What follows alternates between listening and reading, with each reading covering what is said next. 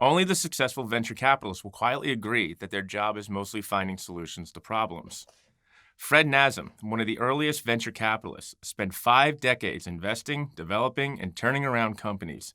He's grown this legacy and his family office by really taking on problems head on for 50 years.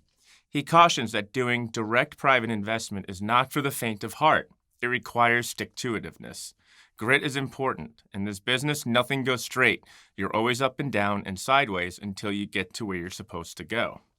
However, the veteran venture capitalist and one of the winningest entrepreneurs warns newer liquidity families that this is just the beginning. Quote, typically, an entrepreneur with talents in one area of commerce becomes successful and thus creates a sizable wealth, which later funds his family office.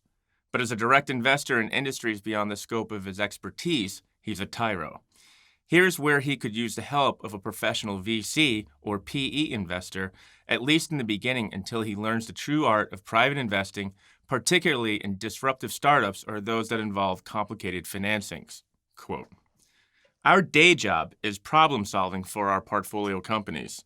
This can range from helping our CEOs find a new COO or arranging a quick equity financing so your entrepreneur can buy the patent on a special T-cell therapy that he just developed that will not only help millions of people, but will also make us all a much higher multiple on an exit.